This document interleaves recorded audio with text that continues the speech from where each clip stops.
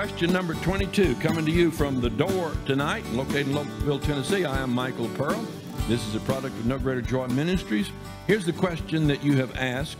The message in the book of Revelation of the seven churches, does it tell about churches in Asia or 7 periods that the church would pass through? Now, he's referring to dispensationalism, which I am definitely a dispensationalist. Books like Clarence Larkin, which most of what's in Clarence Larkin's good.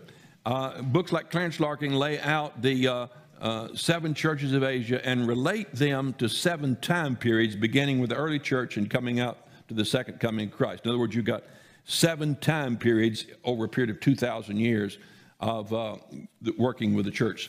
So what many people say is that those 7 churches are prophetic of the 2,000 years of history since Christ. Now, I have taught that and have favored that. That has fallen less favored to that now than I was. I'm not going to fault anybody for teaching that, but I want to point out some things first. If you look up those 7 churches in the order they're given and get a map and look at it there, you'll find that in what is Western Turkey, Greece is just across the Aegean Sea from Western Turkey.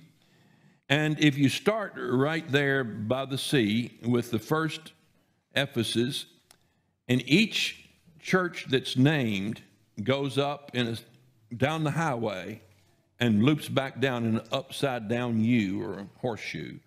So he lists those churches. They were churches that John ministered to. And he recounts them in their geographical order of access traveling down the highway. So it'd be like starting in West Tennessee and going all the way to East Tennessee and recounting the different cities where the Christians were dwelling. So they weren't picked out randomly to be representative of certain something. And when you look at them, there is lots of, it's difficult to match the characteristic of each church with all of the church history. What I actually find is that in any period of church history, all 7 churches are present, the nature or character of them. The good points, the bad points of each church exist in Tennessee right now.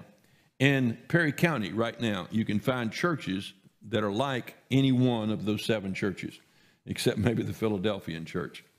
But certainly lots of Laodicean right now. So he says, John 1:4, and to the 7 churches which are in Asia, grace be unto you, peace. Now, in Revelation 1:19, God speaks to John and says, write the things which thou hast seen, and the things which are, and the things which shall be hereafter. 3 things John was to write down. He just seen a heavenly scene. He said, write down what you've seen already. Write down the things which are right now, and the things which shall be hereafter. Up until this point, John had seen something. John, starting in chapter 2, is going to see what is at the present time. And then starting in chapter 4 through 22, it's going to be what is hereafter. So I think he's given us an outline of the book of John, things which he's seen, the things which are the 7 churches, the things which shall be hereafter. So if that were the case, that would exclude the 7 churches from that which shall be hereafter. That would make them part of the present reality.